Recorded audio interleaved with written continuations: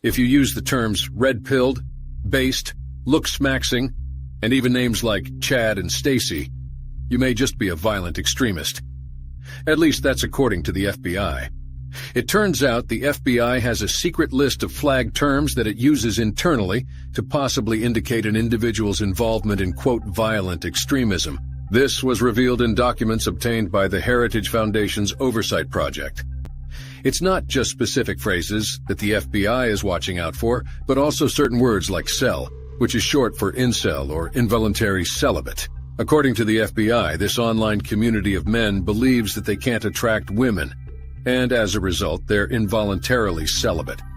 The FBI's glossary of words also indicates, quote, racially or ethnically motivated violent extremism, and a list of key terms about, quote, involuntary celibate violent extremism.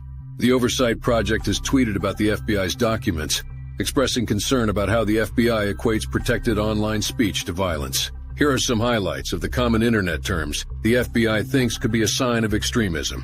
Red-pilled. An idea taken from the popular Matrix movies refers to someone taking a path of truth.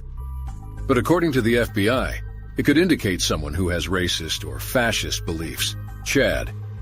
The FBI thinks the term Chad is, quote, a race-specific term used to describe an idealized version of a male who is very successful at gaining sexual and romantic attention from women. Despite being a popular online meme recognized by millions, the FBI thinks that using the term may make you an extremist. Stacy. A Stacy is an idealized version of a female who is very successful at gaining sexual and romantic attention from men. A Stacy chooses a Chad over incels, the FBI notes. Looks maxing, defined by the FBI as the process of self-improvement with the intent to become more attractive, is apparently another sign of extremism. Based. Using the term based, often used to describe an opinion that is grounded and not woke, could be a sign that a person has a racist ideology, the FBI believes. This isn't the first time a government agency has monitored common language to be a sign of extremism. Last year, the Department of Homeland Security justified watching online speech by classifying dissenting opinions as misinformation, and therefore a possible terror threat. A 2022 bulletin warned about the, quote, proliferation of false or misleading narratives which sow discord or undermine public trust in U.S. government institutions. The DHS further stated that there was a, quote, online environment filled with false or misleading narratives and conspiracy theories and other forms of mis, dis, and malinformation introduced and or amplified by foreign and domestic threat actors. Last year, a whistleblower leaked a document to Project Veritas, showing that the FBI was focusing on election misinformation ahead of the 2022 midterm elections. The document lists what the agency should categorize as, quote, election crimes. Among the election crimes highlighted in the documents is misinformation. The document defines misinformation as, quote, false or misleading information spread mistakenly or unintentionally. The FBI says its glossary of terms is not a definitive list of indicators of violent extremism, but rather it says a tool to help identify potential threats. But many of the terms on the FBI's watch list can, and more commonly are, used in a non-extremist context and for popular memes. The FBI has increasingly been accused of overreach with its monitoring and policing of constitutionally protected speech. These latest findings suggest it has no intention of slowing down. I might be an extremist. I might be too. But can we just say how Chad, that handsome thing in the video, looks like handsome Squidward on SpongeBob? Doesn't look handsome to me, but that's okay. No, but anyone who watches SpongeBob knows about handsome Squidward. No, I'm just saying the Chad, even though it represents that. But yeah, welcome everybody. I hope everybody's doing great. Thanks for joining us. And Moxie, how are you today? A lot better than I was last week. Last week was kind of crappy, but this week is so much better. How are you doing? I am so glad. We've got Carrie is not joining us tonight, but she is in chat. And she says good evening. And Herbie is in chat on Rumble. Good evening, Herbie. And Magnolia too. Magnolia is in chat. So yeah, welcome friends. Tonight we're going to talk about whether or not we're posing the question worth pondering. Are we a domestic terrorist or extremist? We might be, right? Maybe. Yeah. So tonight we're going to go through some definitions and words that are used to point to people being domestic terrorists or extremists. The government's putting a lot of attention on that the last couple of years. We're going to talk about real domestic terrorism, and then we're going to delve in, and probably will be our biggest segment will be the weaponization of government, media, NGOs on calling everyday Americans extremists. And then we might delve into the Constitution a little bit and have some final thoughts. So with that, should we start with words and definitions? Sure thing. All right. What are you thinking about tonight, Moxie, around that topic? So I have a graphic, graphic number 1, actually from the website, the White House website. I just realized you can't see my cursor. I'm trying to use my cursor over here. You can't see it. Domestic terrorism is defined as activities that involve acts dangerous to human life that are a violation of the criminal laws of the United States or of any state, appear to be intended to intimidate or coerce a civilian population, to influence the policy of a government by intimidation or coercion, or to affect the conduct of a government by mass destruction, assassination, or kidnapping, and occur primarily within the territorial jurisdiction of the United States. The review was rooted in an expert assessment. Oh, I didn't want that. Never mind. I got all excited because I was still reading. But I didn't actually bring it all here to show because I would have had way too much to show you guys. But the terrorism and the domestic terrorism completely changed when they did the Patriot Act after 9/11. And it didn't completely change, but a lot of it changed to include domestic terrorism. And the things that they started putting into place with the Patriot Act led to a lot of what we're seeing today. Mm-hmm. And with that, what does it mean to be an extremist? So I looked this up right before we came live, and it told me that extremist is a derogatory term. So where did it say it was derogatory? I think it was the Oxford definition. It said derogatory in parentheses. Oh, interesting. Derogatory. I wonder when that was added. That's kind of interesting. And it means a person who holds extreme or fanatical political or religious views, especially one who resorts to or advocates for violence. And I'm sorry, when I think of extremists right now, I don't think of the right when I think of that. I don't think of, conservatives when I think of that. But right, or everyday Americans, right? It's being used to target extremists that they don't like. Yeah, well, and honestly, they use the term very purposefully to put targets on people. It's similar to racism. Mm-hmm. So calling everybody a racist, and then it makes nobody a racist, right? So honestly, that waters down the actual meaning behind it. But yeah, I agree. They are defining it, maybe not defining it, but they're saying terms like domestic terrorist, extremist, right wing. Many times they put the qualifier of right wing in front of it. So right wing, extremist. And yeah, there are some definitions in the legal community. So this is 18 USC 2331. And in section, where is it? 5. The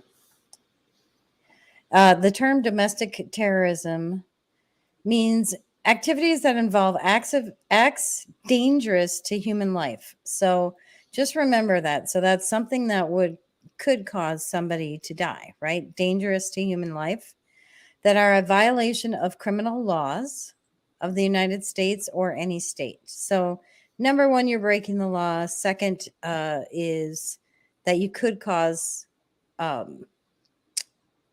someone to die. You could cause harm. Also, in addition to that, appears to be intended to intimidate or coerce a civilian population. So if you're trying to intimidate the average Joe walking down the street, or a group of people, also to influence the policy of government by intimidation or coercion,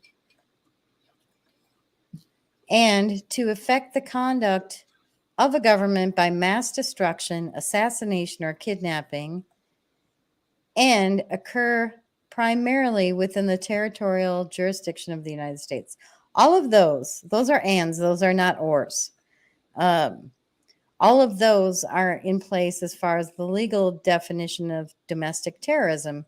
And so I was reading a paper which we might come across during our podcast tonight that said, we can't legally say domestic terrorist, but we can say extremist, violent extremist, if because of this definition here. And there's another law that has another very similar definition, but I thought that was interesting, so I decided to pull that up.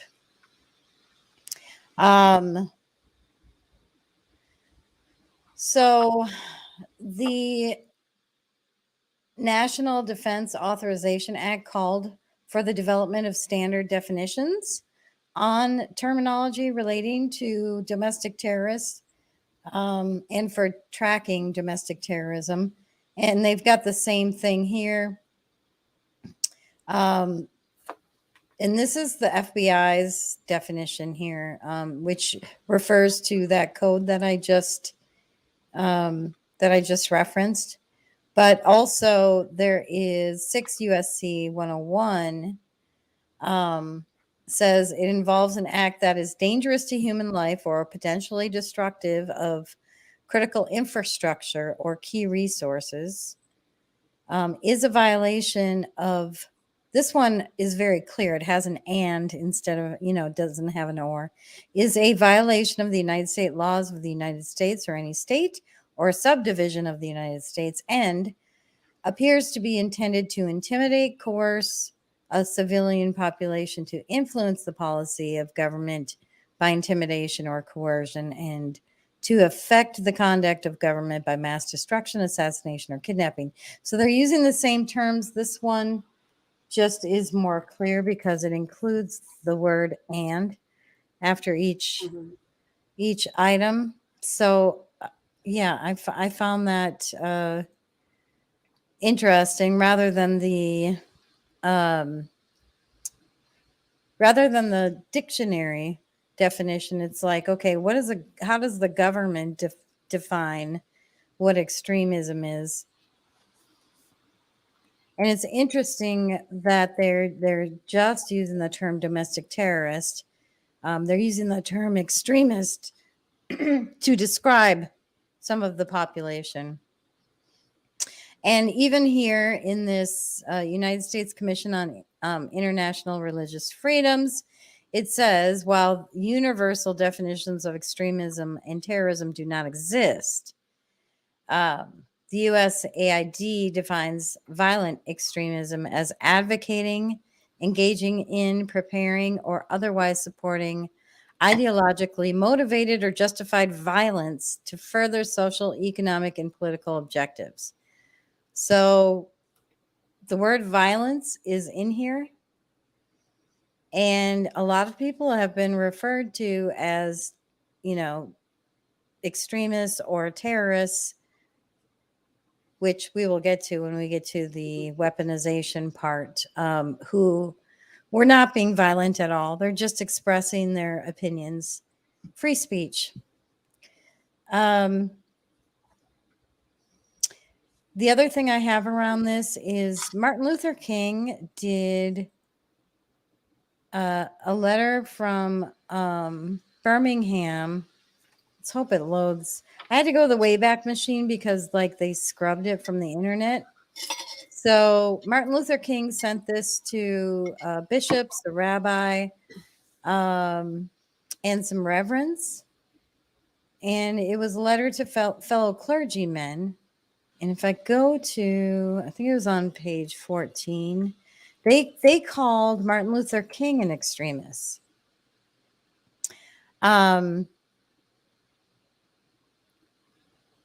So what he says at the bottom here, I don't even know if you can see it. It's pretty fuzzy, but he says, but as I continue to think about the matter, I gradually gained a bit of satisfaction from being considered an extremist. Was not Jesus an extremist in love? Love your enemies, bless them that curse you, pray for them that despitefully use you. So yeah, he goes on and talks about how people who are calling for justice were extremists. Was not Paul an extremist for the gospel of Jesus Christ? I bear in my body the marks of the Lord Jesus. Was not Martin Luther an extremist? Here I stand. I can do none other. So help me God. And he calls out some examples. He says Abraham Lincoln was an extremist, that this nation cannot survive half slave and half free. Thomas Jefferson, all of our founding fathers were extremists. So I just want to point that out. And one thing I noticed in Wikipedia is they delineate the difference between extremist and radical. So on the radical politics, it says not to be confused with extremism. And then on the extremism page, it says not to be confused with radicalism. Anyway, that's kind of my thought on, at least on the definition, but also there's other terms that are used alongside terrorist and extremist. There is Nazi, fascist. They call people fascist. Definitely Nazi is a term that is used. White supremacist, racist, all of those things, and they're all triggered for a reason. That there's reasoning behind that. And we can talk about that in the final thoughts. But anyway, yeah.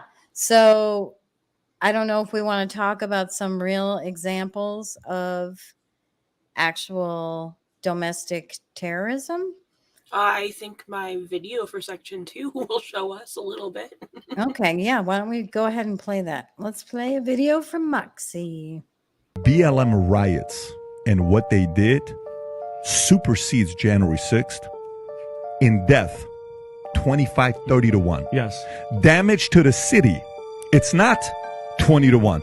It's 1,000,000 to 1. Yeah. Because the insurrection wasn't any damage to the local businesses or anything. Nothing. The damage in BLM protests, riots in the streets, fires, local businesses getting hit, it's not 1,000 to 1. It's more like, to be honest with you, it could be 1,000,000,000 to 1. It could be 10 billion to 1. The damage to the local business owners. This is data. So for one to be more fanatical to pin one being bigger than the other, that is propaganda, that is manipulative, that is deceptive. So I was trying to compare them to begin with, and then I stumbled upon that video, and it said everything I wanted it to say. Because those are the most recent things that we can actually compare is BLM and their riots of 2020 and all of the destruction that happened all around our country. Mm-hmm. And the autonomous. And that was violent. It was violent. It was destructive. It was, people were afraid to go out and walk around their cities. I mean, you're not too far from where a lot of that originated. Right. And it was so much bigger than January 6th, which they have compared to 9/11. I know. And not only was it destructive, Moxie, you know how that definition that said and destructive to infrastructure. So in Minneapolis, they burnt down police precincts. You know, I don't know. I think a police station is kind of critical. Mm-hmm. Absolutely. For peace and order. Anyway, continue. And they tried so hard to tell us that January 6th was way worse than anything we've seen. And, since, Pearl Harbor, some people have compared it to Pearl Harbor. Yeah, that was so ridiculous. It was nothing compared to the BLM riots. And, the stuff that we saw out in Seattle when they were trying to burn down the courthouse. And it was just... They tried to burn down DC in the summer of 2020, but somehow this whole thing at the Capitol was, way worse than all of the stuff in 2020. Yeah. And then they just put out last month, they started putting out this National Terrorism Advisory System. And it's designed to communicate information about terrorist threats, providing timely, detailed information to the American public. And, oh gosh, you pulled up exactly what I wanted. And then if we can, you are on it tonight. I've got the PDF ready to. And I was just going to ask you, could I have the PDF and can you zoom in on the lower the lower left-hand side? They list here. This is a current threat. Page 1. Wait. Page 1? Yep, page 1. Okay. And over here on the left, they list a bunch of recent shootings and extremism that they are comparing. It's just something they were trying to burn down a church. Burn down a church when there was a pride or a drag themed event.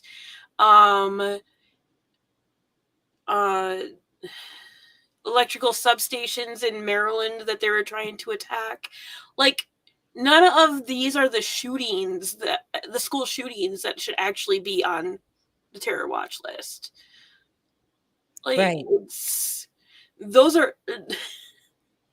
The actual terrorism is our schools are being shot up. They might be false flags, but that's still domestic terrorism. It sure is. But there's a lot of real domestic terrorism. Did you have more?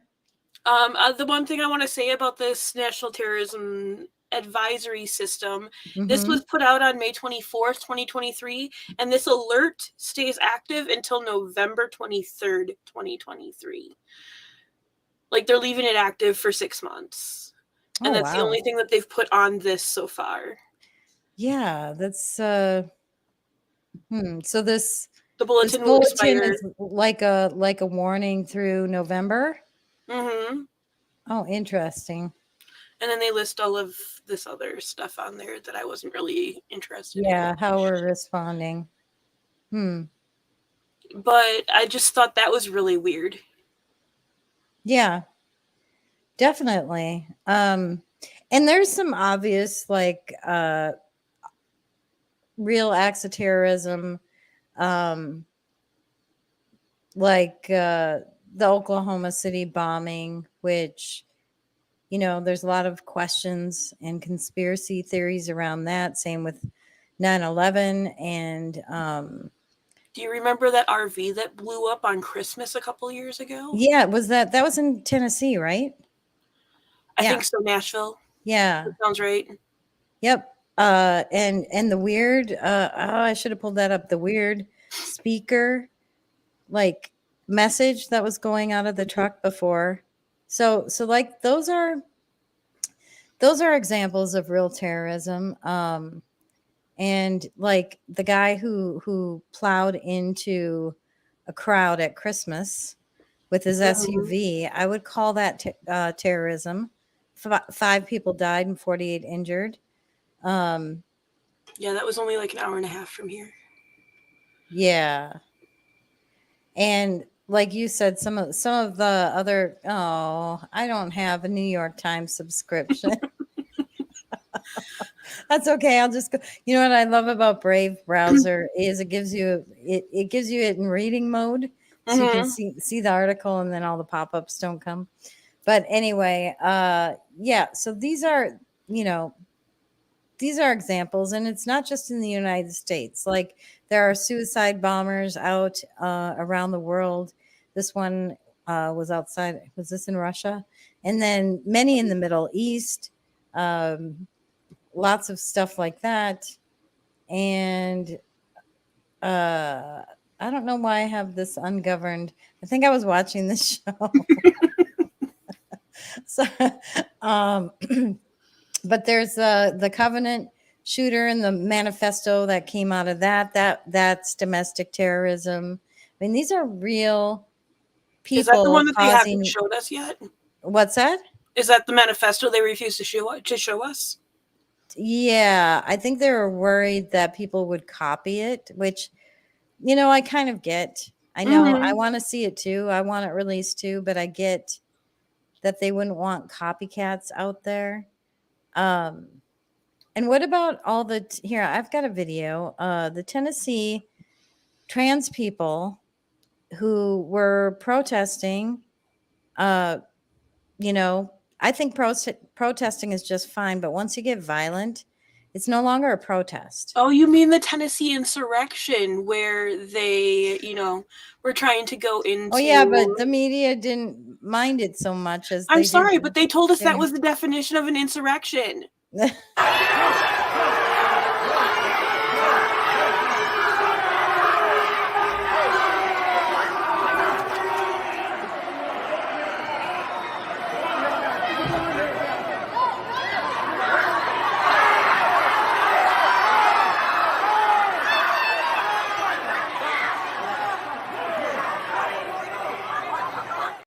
Okay, so I'm not actually going to call that domestic terrorism because that is a protest that got out of hand. It's just an example to contrast it to January 6th and how they treated that. But there are real things that happen, like BLM, like you said, and the Atlanta stuff. So for the Atlanta stuff, they remember when they downplayed BLM and said everything was a mostly peaceful protest. First, they told us that riots weren't happening. Yeah. So, but they had a fiery, but mostly peaceful protest. It's definitely not extreme. It's not an extremist. Same with ABC, said 6 people were arrested after a peaceful protest. So they have to stress that first. But it did turn violent. At least ABC did say it turned violent. And I do have a quick video, a couple of videos for Atlanta. Take a look over here. If you pan over, I want to show you. This is what they were handing out at the protest. So it was a largely peaceful protest where they just wanted what they're calling justice Fires burning in the background. He said it was a mostly peaceful protest. And the same thing on CNN. This guy on CNN is questioning why we would even call these things violent. Well, I think that there's a real blurring of the lines in the use of the word violence. Is property destruction violence? To some people, it certainly is. But, you know. Wait a minute. Is property destruction violence? To some people, it is, he says. I mean, to some people, words are violence too. So, I mean, we can play both sides of that if he wants to. Yeah. I forgot to pull. You just reminded me of another thing. There was another person who was like, and where in the Constitution does it say that protests are supposed to be peaceful? Oh, yeah. Yep. I remember that clip. I forgot all about pulling up that video. Oh, well. But it says right in the Constitution. Right. First Amendment, we are allowed peaceful protests. Yes. So that downplaying of violence is very interesting, and that could actually go into the mainstream media's kind of propaganda part of this show. But also, when Charlie Kirk went to go speak, here's what happened.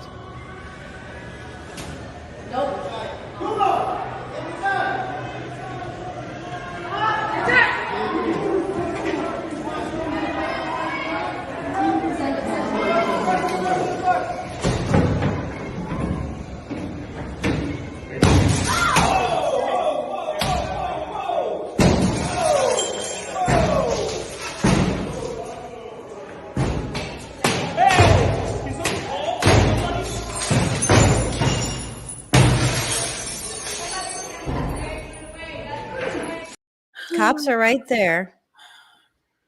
You know, I've got one more for this topic, and this guy explains that it's just frustration.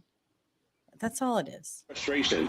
It's frustration. People, you can't tell people how to be frustrated. I think that in times like these, in times of crisis, that protest is necessary. I want people to recognize, you know, why we are in that place, why people may get disruptive during protests. You see, when things get to the level that they've gotten to, you gotta think about what brought it to that point. This is a reckoning because people have failed to address those underlying issues. More than damage, destruction, and rebellion, it is frustration. How do you expect people to react when you know they're going about their lives and they feel threatened? There's a concern that, you know, people have who haven't had to experience the injustice side of it, but only see these images that you know, that may induce some sort of hesitation, some sort of fear. Yeah. So that Mandela Barnes was running for Senate here, and Oh, in Wisconsin? yes, and I am so glad that he lost. Well, you know, first they call it protesting, and then they call it frustration. But as soon as it turns violent, it's no longer a protest. It's now a riot. And yeah, so those are some examples of real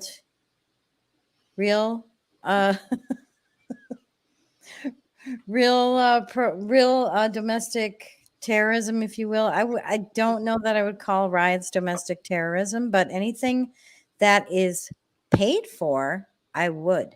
So I didn't have anything planned for this, but there are situations where people are paid to go out and riot in the streets, and I consider that an act against the United States of America.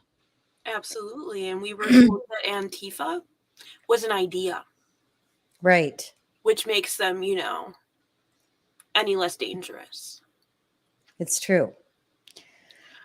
All right. Well, we've got a huge topic that's probably the bulk of our show, which is the weaponization of our government through media, social media companies, NGOs, and the government itself. Where do you think we should start, Moxie? Can we start with the video I made? Oh, yes. Moxie made a video. I got to find my Moxie folder. All right. Let's play that video. Video 3, please. Oh, there. I've got it right here. Sorry.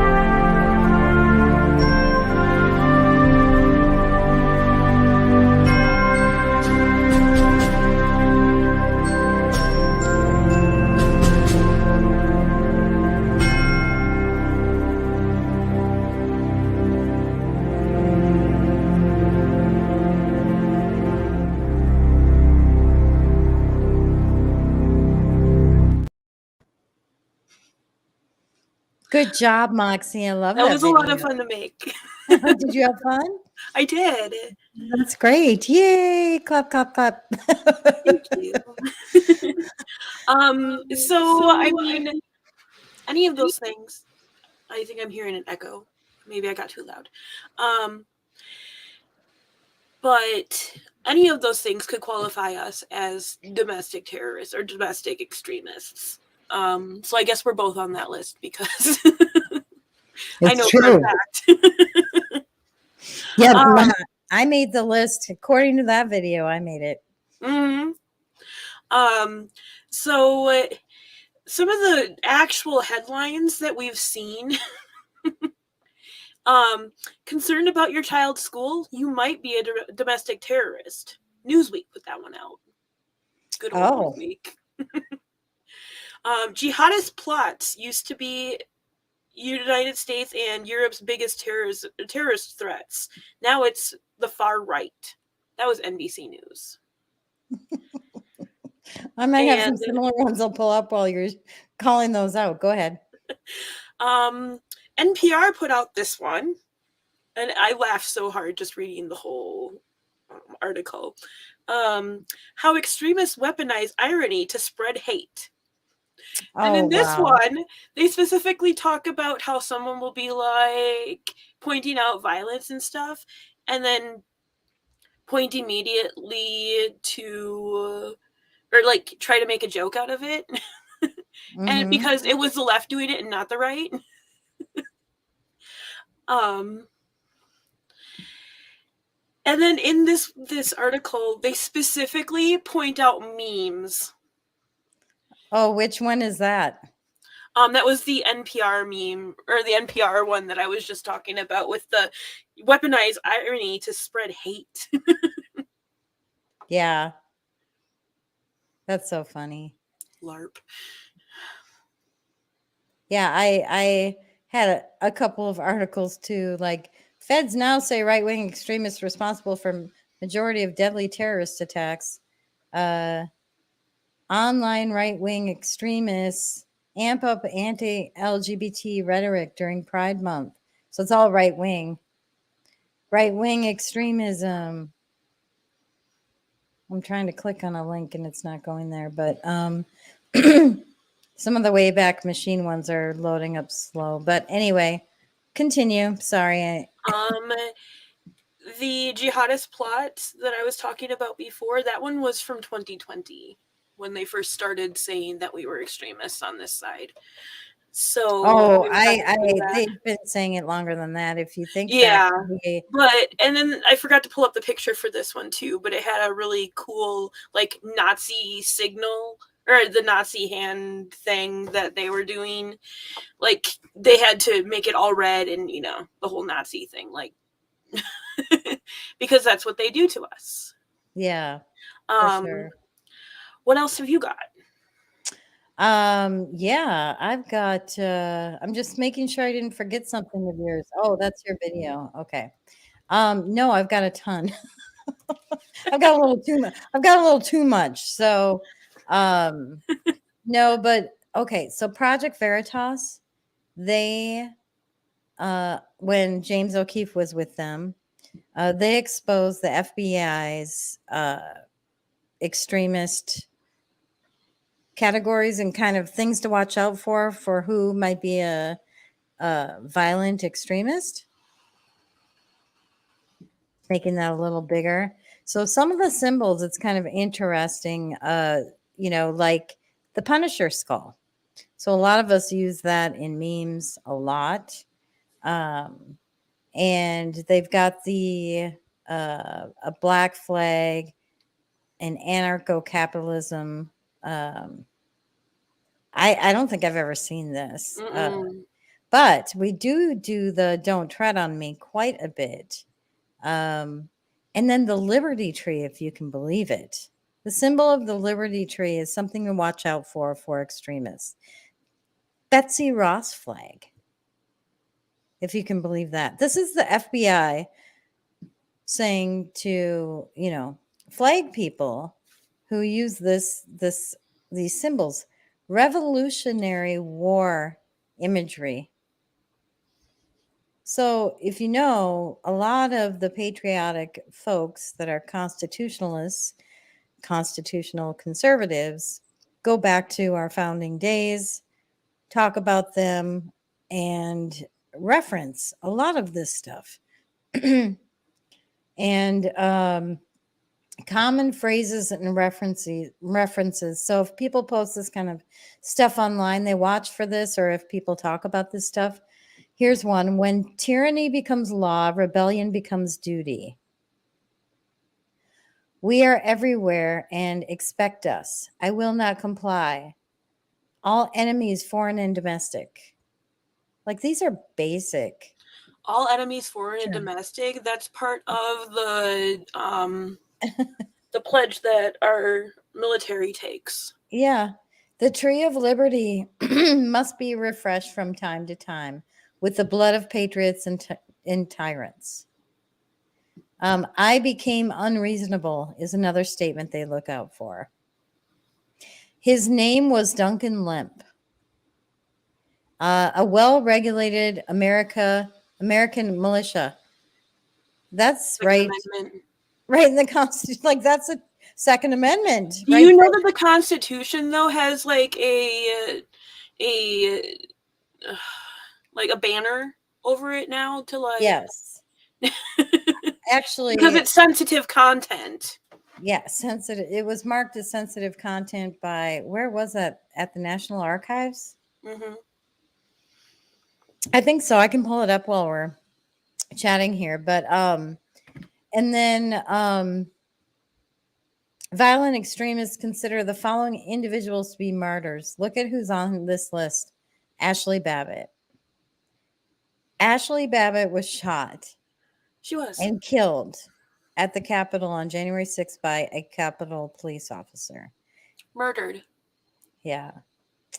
Other symbols, 3%ers, Lightfoot Militia, never heard of them, American Contingency, and then the Oath Keepers.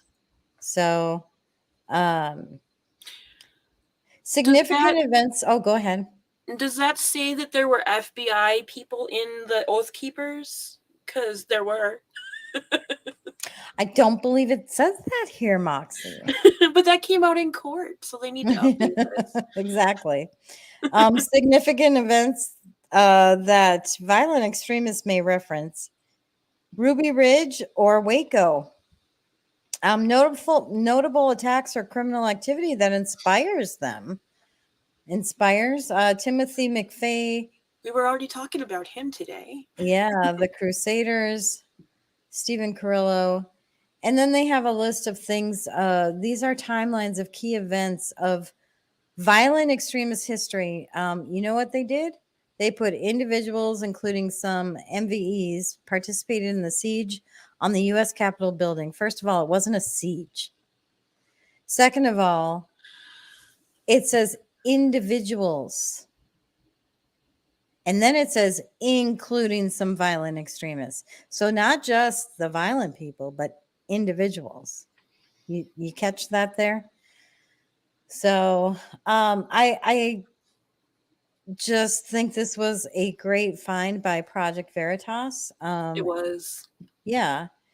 Let's see my folder here. I've got a lot of stuff. Lloyd Austin. I have, oh shoot. I have a video of Lloyd Austin. So just give me 1 second here. Did I forget? I did. I'm just going to upload it quick and because I do want to play this video before I talk about the other stuff that I wanted to talk about. But he, during his confirmation hearings, he talked about, oh, it's not, why is it not letting me load that? I'll try again. He talked about wanting to focus on domestic terrorism and extremism, and it's not loading. So I'll try to load it up in the browser. Gosh, I can't believe that happened. Technology Okay. is great when it works. It is. It's so great when it works. I don't know why StreamYard's not letting me load that up. It's kind of strange. Yeah.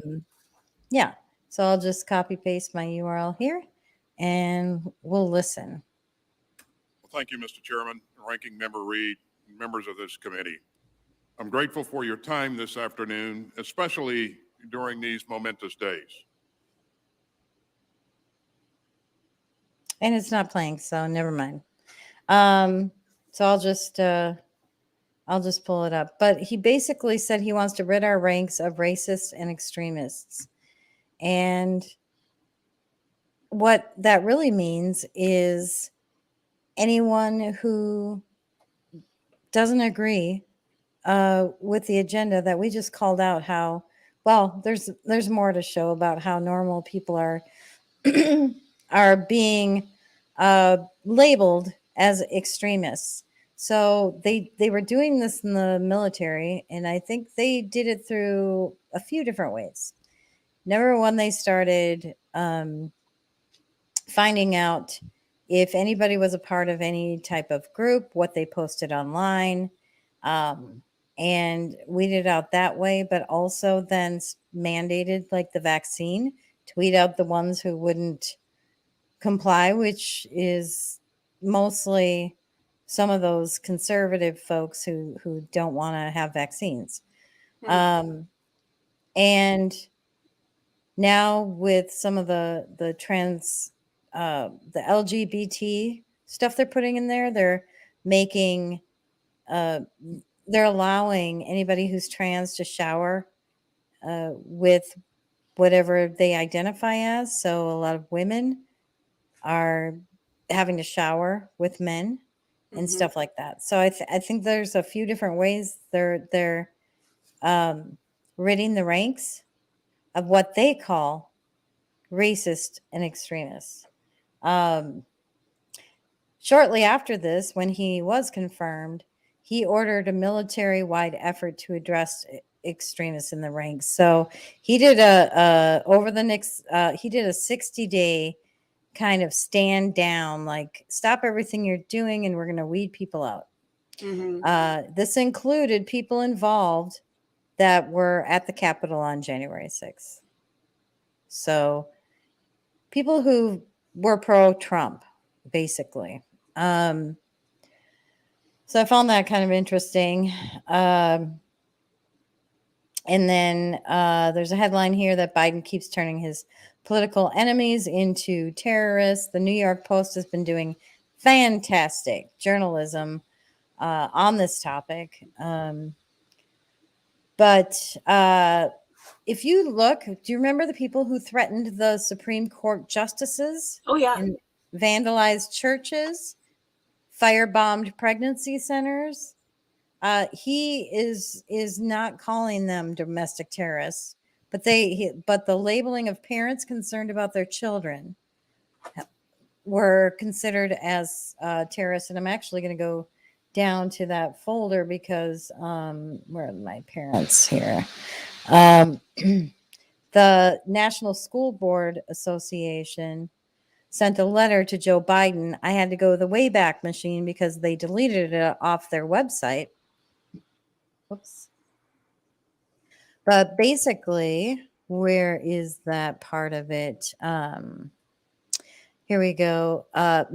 It says many public school officials are facing physical threats because of propaganda purporting the false inclusion of critical race theory within the classroom instruction and curricula. This propaganda continues despite the fact that critical race theory is not taught in public schools.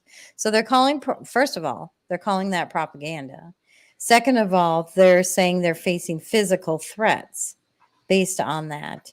And one of the they asked the Biden administration to, NSBA specifically solicits the expertise and resource of the U.S. Department of Justice, the FBI, the Homeland Security, Secret Service, National Threat Center regarding the level of risk to public school children, educators, board members, and facilities and campuses. So they're basically saying that parents are threatening them.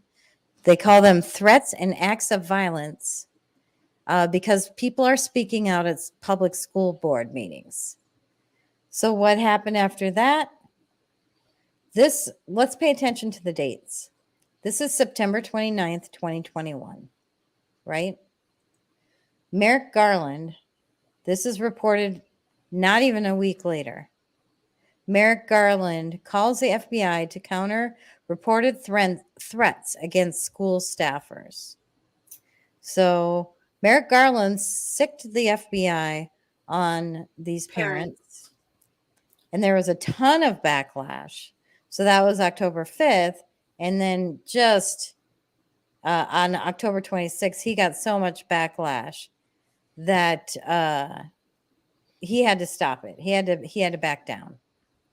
And this is a great headline. He owes parents an apology and an explanation because parents are not domestic terrorists. This one was just shocking. And then fact checkers stuck up for the AG. So this is factcheck.org. Attorney General never called concerned parents domestic terrorists. No, but he sicked the FBI on him after the school board called him that, right? So like they take a little thing like a tiny fact to fact check. And the actual truth is that the FBI was sent to go investigate these parents, literally. So, and then here. All because they were concerned about what their children were being taught. Yes. There were parents' rights groups labeled as extremists. And I wanted to scroll down to the Moms for Liberty also made the extremist list.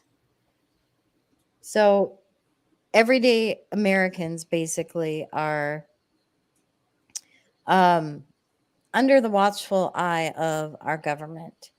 And then I don't remember what this was. Oh, similar to what you said, you might be an extremist if. So under the Biden administration, 7 deadly sins that you get labeled a domestic extremist. If you love God, if you love your country, if you're anti-vax, if you voted for Trump, if you don't hate whiteness, if being a minority that doesn't vote Democrat, So if you're a black person that votes as a conservative, watch out. And then denying the rainbow religion. That's what that is. And then in official government documents, now let me tell you this. Look at the date on this. Gosh. This is from 2013. So this all started actually in 2009. After Obama was elected, all of this stuff started. There was an episode I was looking for. I found a transcript for it. Of Glenn Beck. It was March 19th, 2009. If anyone can get me that, it'd be awesome, but I could not find an episode of it. You know what? I'm so sad because there's no good archive of Glenn Beck, and he had such amazing shows. He really did. If anybody has an archive of the Glenn Beck program when he was on Fox and his shows that right after that. I spent an hour looking for an episode last night. I logged into Hulu because it was pointing me there. Nothing. It would not come up. There were other places that said they had it. There was nothing there. Like, it's been scrubbed from the internet. I probably could go in the Wayback Machine. All of his shows pretty much have been scrubbed. Yep. But after an hour, I was just too frustrated. I'm just like, you know what? I need content for tomorrow. I need to narrow this down if I can't find that. Yeah. So. Yeah. So this was from 2013. The 72 types they list. I mean, I won't go through the whole list, but it is very interesting. These all came out of government documents. People who talk about individual liberties. People who advocate for states' rights. Those who want to make the world a better place. The colonists who sought to free themselves from British rule. Those that are interested in defeating communists. Those that believe the interest of one man's nation are separate from the interest of other nations or the common interest of all nations. This is a huge list. If you're anti-gay, anti-immigrant, anti-Muslim, if you're a patriot, there's just so many things. Anyone that's opposed to Agenda 21. Yeah. Is that in here? It is. It's down a little further. What number was it? There it is. 24. Oh, interesting. That was before it was changed to Agenda 2020 or 2030. Yeah. Anyone that's concerned about FEMA camps. Anyway, I just thought this was interesting. Now, that was really interesting. To be fair, 2013. What's that? That is really interesting for 2013. Yes. And it is it's someone who also links, some of these links go to where there was a colonel who sent out to all of his battalion and subordinates an email. So I'm actually going to pull that up because some of those link to this email. The colonel was Jack Rich from the Army. And it says, leaders, many events have been taking place across the country. Just want to ensure everyone is somewhat educated on some of the groups out there that do not share our Army values. When we see behaviors that are inconsistent with the Army's values, don't just walk by, do the right thing and address the concern before it becomes a problem. We need to make sure that we maintain our standards, starting with the reception and integration. Thanks, Rich. That doesn't sound so bad, does it? Mm-mm. But, where's my part 2? Where's my page 2? Oh my gosh. Page 2 included a list of things that they have to watch for. Why is that not here? I don't know if it's here. One of the things that I wanted to point out, so I'm just going to move on from that, but it listed pretty much a lot of those 72 items. one thing I want to point out is way back when, what they used to look for in terrorism indicators were, I'll show you once I scroll down. This just talks about sites that they'll attack. But one of the things they talk about is Al Qaeda, the jihad, and then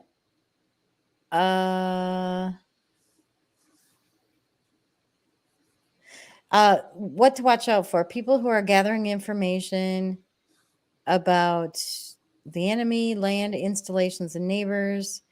If there's kidnappings, documents, secrets, and arms, assassinating personnel, freeing the brothers who are captured. So if they're talking about these kinds of things, if they spread rumors and write statements that instigate people against the enemy. So they had, this was the kind of stuff that they used to have as guidance for domestic terrorism. And now what they have is what I had pulled up right before that, which is a little bit different. So these are things to watch out for: red flags, yellow flags. People who complain about bias, could go into the next column.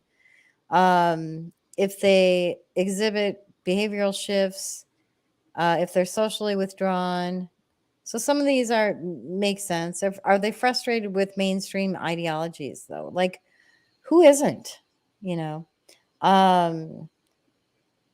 And if they demonize others, they lack positive identity with the country, unit, family, or friends, or exhibit reclusiveness. So that's like these are like first warning signs. Then this is escalated warning signs in the middle, and then red flags on the right. So in the middle, like, are they sympathetic to radical groups? Do they visit extreme websites or blogs? So what do they consider extremist, right? Do they have they established a website or blog to display extremist views? It's like, again, what does extremist mean to you, right? Do you remember when there was that attack and then there was a blog that was put up and then immediately taken down? I don't remember. I think it was the Colorado shooter that happened probably late last year. Oh, where they created a website right before, but they tried to make it look like it was out there for years. Yes. Mm-hmm. Yeah. They tried to make him look like a right-wing extremist, but it didn't work. It was a big fail. And then after that, we find out that they're like gender fluid and totally not right wing. They ended up being left wing. Yes, it's like they're setting up the right. But attends rallies for extremist causes. So is going to a Trump rally extremist cause? So this is the kind of stuff they have now. And mainstream media, just some of the propaganda this is New York Times. Most extremist violence in the U.S. comes from the political right, and then from an NGO. The Year in Hate and Extremism in 2022. So I could go on and on and on, but basically, everyday Americans, we've got stuff coming at us from all angles, basically. And I don't think I had anything else for this segment. Should we quick see what kind of... Oh, we got some chats going on. We got lots of people in chat. Carlin Logic is here too. Let's see. Oh my gosh. Yeah, Carrie was talking about the summer of love. So just seeing if there's any other comments. This is why thugs are empowered to wreak havoc with no consequences. Blame the news to light their candles. And paid for. Yeah, exactly, Herbie. Then Carrie says, but the left gives us so much meme material. That is so true. Absolutely do. And they can't meme. Carlin Logic says, I'm surprised Pepe didn't make the list. Pepe the Frog. Yeah, as a hate symbol. He was mentioned in that NPR article I was talking about. Was he? He was specifically Pepe the racist frog. Yeah. Yeah, so our Constitution gives us these rights to speak freely and attend rallies and just raise our concerns with government. Like, that's what we're supposed to do. That's our duty, actually, is to hold the government accountable. So yeah, I'd love to delve into kind of our rights and the Constitution. Any thoughts on that, Moxie? So civil rights and civil liberties are the rights we're given in the United States Constitution, the federal statutes and regulations, including freedoms from discrimination on the grounds of race, sex, religion, national origin, age, disability, or genetic information, freedom of speech, free exercise of religion, due process of the law, appropriate conditions of confinement, protection from excessive force, unreasonable search and seizures, and unlawful intrusions into personal privacy. A quick search on the internet gave me that information in clear and concise terms. And then a video popped up shortly before we went live. Mm-hmm. And if you wouldn't mind pulling up video 4, I learned something new. What did you learn? I'll show you after the video. Okay.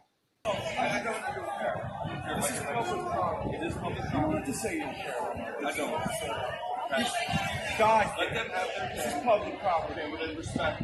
Oh, I'm respecting it. That's them have their event. You know who's cheering for us? The people that are in hell. So you do you, and I'm going to do me.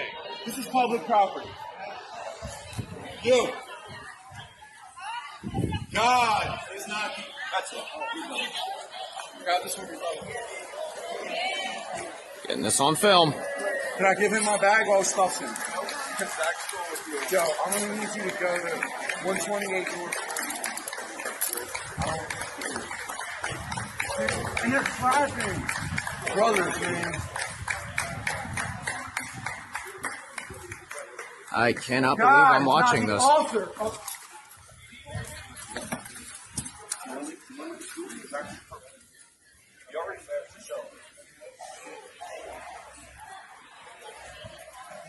Enrique Castro. I'm the executive director of Grand Pride Celebration. And it is my God bless you, brother. To wish you all a happy Pride Month.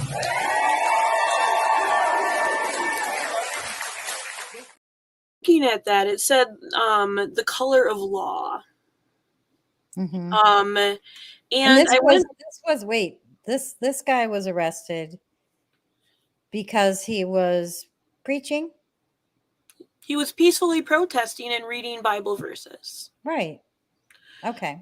We have the right to peacefully protest. Absolutely. On public property.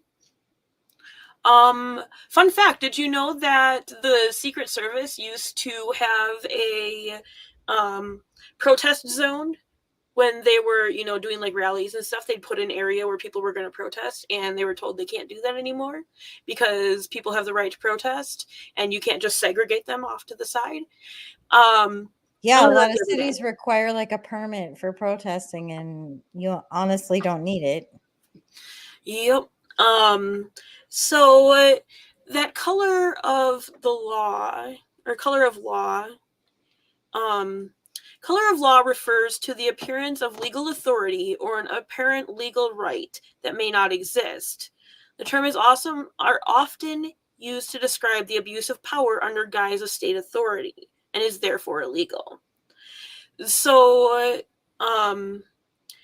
it actually was used in the Civil Rights Act of 1871, and it was synonymous with state action and referred to an official whose conduct was closely associated with a state that the conduct was deemed to the action of that state.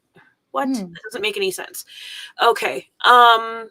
But basically what that was is Section 242 of Title 18 makes it a crime for a person acting under color of any law to willfully deprive a person of a right or privilege protected by the Constitution or laws of the United States.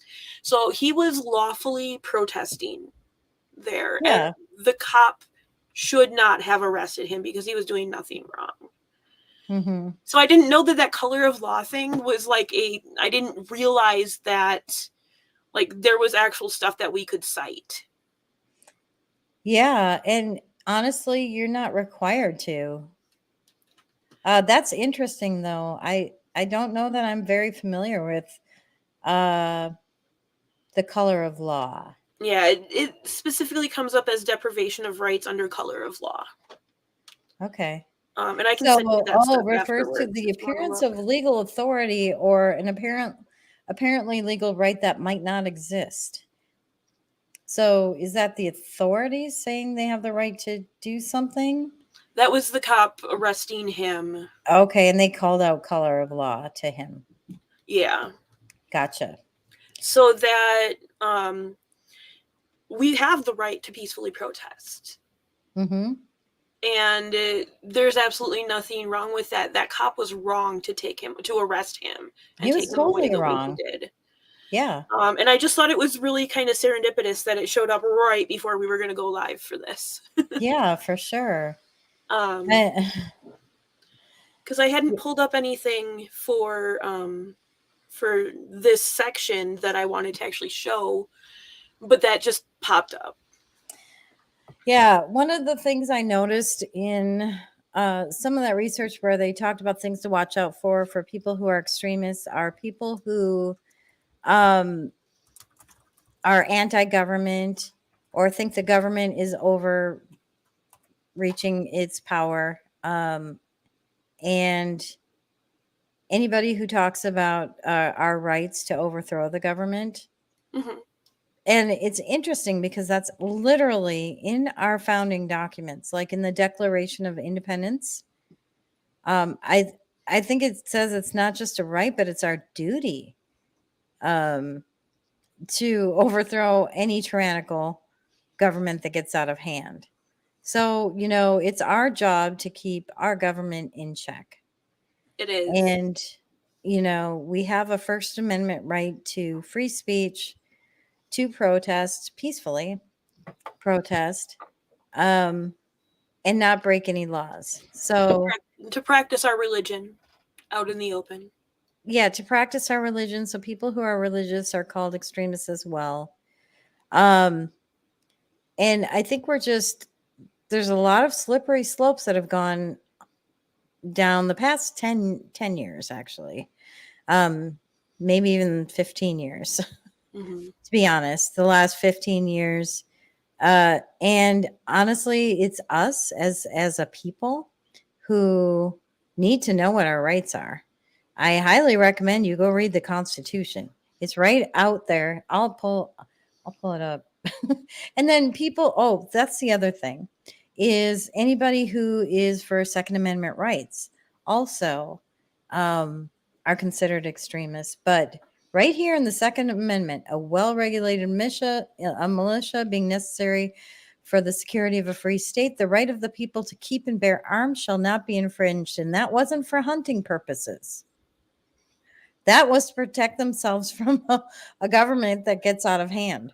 And it wasn't specific guns that didn't pertain to just muskets.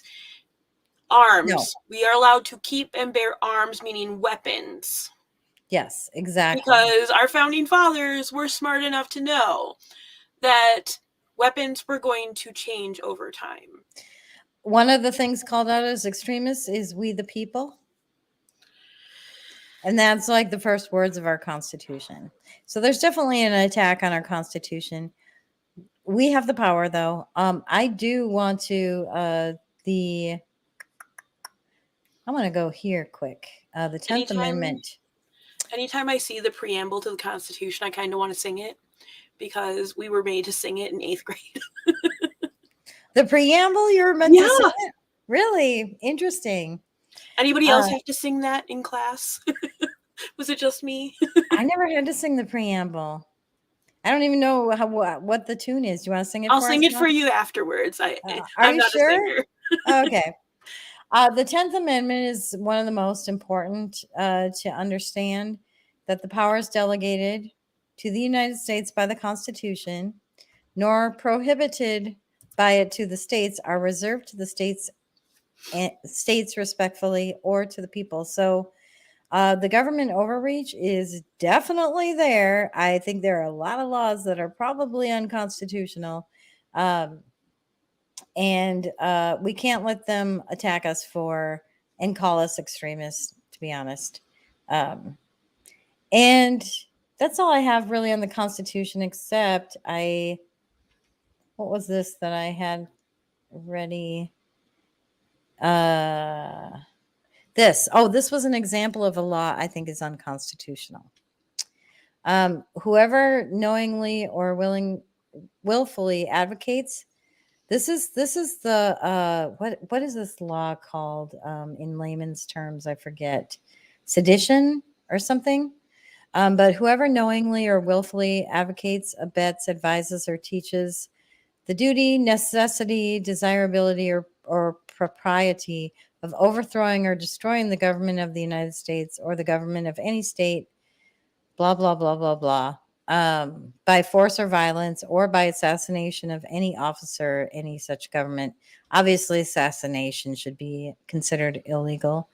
But the overthrowing of the government is literally in our Declaration of Independence. Actually, if you remember in National Treasure, Nicolas Cage directly quotes the whole we have the duty to overthrow the government if it not just the right but us. the duty. That's what I was saying. Yeah, not just the right but the duty. So I wish I would have thought about that before this and pulled that up. Yeah, I just wanted to pull up one example of what I could find that seemed kind of unconstitutional to me. But in advocating for that, obviously advocating for violence like assassinations and stuff like that is not warranted. But if you're like, man, we're supposed to like recreate our nation if it goes awry, and you start talking about that kind of stuff, and like you should be able to discuss and debate whether or not we're at that point. So absolutely. Yeah. Any final thoughts from you, Moxie? This hour, I mean, like we're way over an hour and it went by super fast. It did go by really fast. Yet we had again, a lot of information to cover. Let me just go to the notes first before we go to final thoughts. Carlin Logic said, Moxie, I might have found the Glenn Beck video you were looking for. Check your text messages. Absolutely did. And then you're not singing it, okay? And then he says treason, sedition, and subversive activities. I don't know what that's referencing. Maybe what I thought the layman's term was for that law. Okay. So anyway, final thoughts, Moxie. So you also put in the notes what can be done. We do have the House Investigation Committee on the Judiciary, which is investigating the FBI's handling of domestic violent extremism. I was going to pull up the letter, but it seems kind of pointless right now to pull it up because there's not a lot that I actually want to show you. Okay. Sorry for making you pull that all up and everything. No, that's fine. So what else can be done about this? Maybe you want to go first and then I'll close this up. Well, I think I just want to remind folks that, well, you know what? I forgot to show something. I think people should see this. This was over in Europe. There was a protest. And I don't know what this is calling for, but it's really strange. It says to arm trans kids with guns. Like, can you see that? Yeah, I can definitely see that. But So people against the Second Trans Amendment joy will don't want us to always have guns, but wall. they want trans kids to have guns. I just thought this Right? was a strange one. It's bizarre. Yeah, and part of my final thoughts is I wanted to show a meme from 2012 that shows that the average guy, the average gal, a hot girl, they're all terrorists. A guy running to work, a guy holding his baby, a family, senior terrorists. Make it bigger. An anonymous person is a fictional Guy terrorist. Fawkes. Writers are terrorists. Babies are biological weapons. George Washington was a terrorist. Now, I mean, don't if you wonder- remember, Benjamin Franklin had to write under a pen name because they wouldn't publish his stuff if he wrote as himself. Yeah, don't you wonder like how they'd be treated today, our founding fathers? Very interesting. Anyway, they got Charlie Sheen here as a terrorist winner. Anyone with a video camera is an armed terrorist.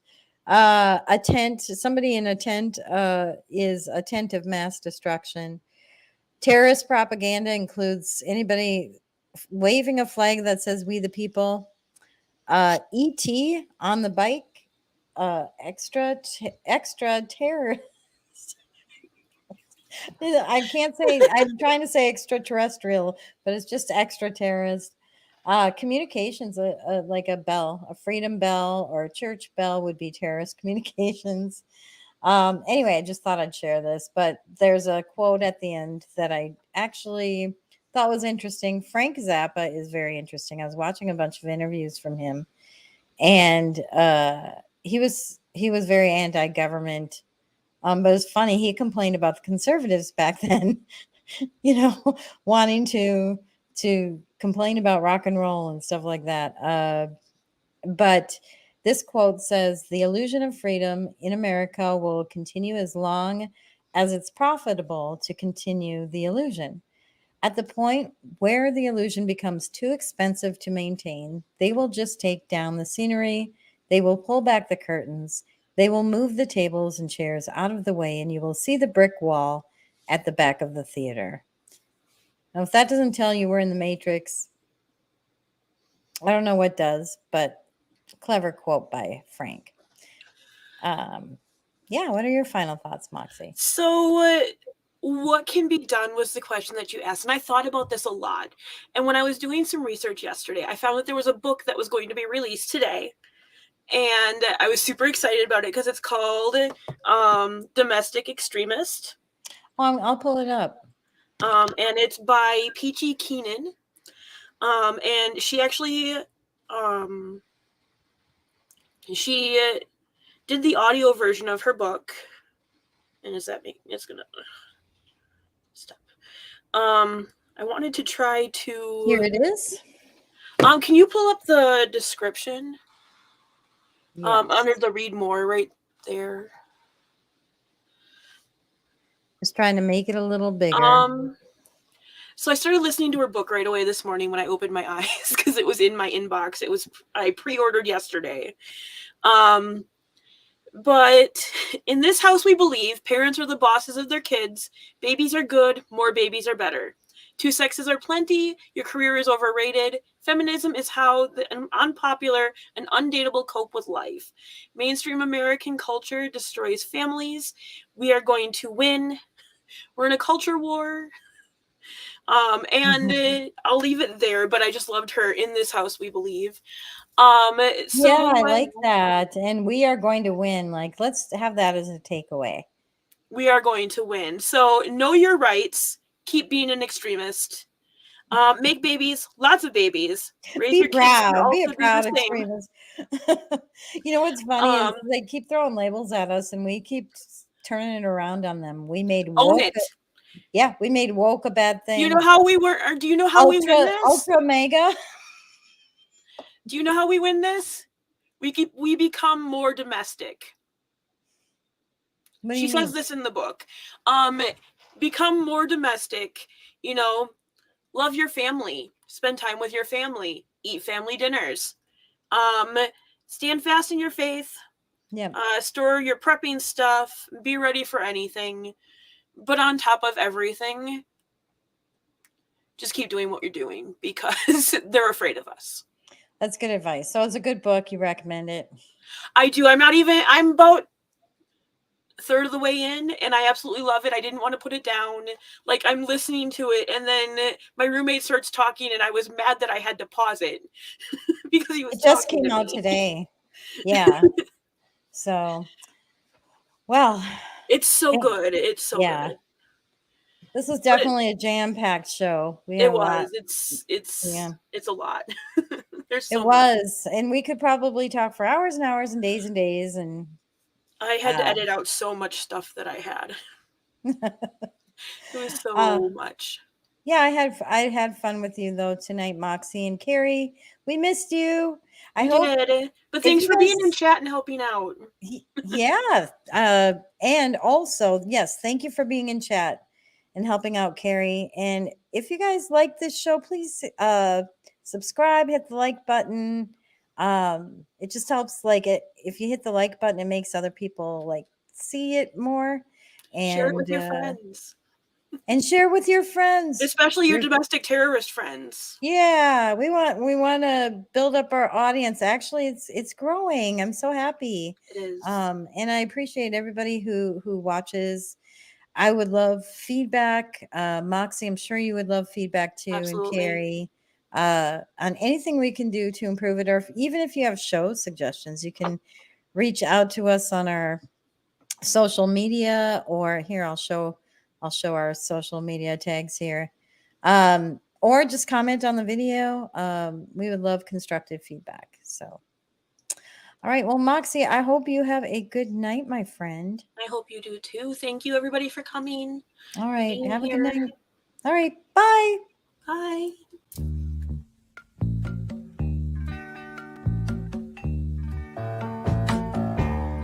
I can see clear.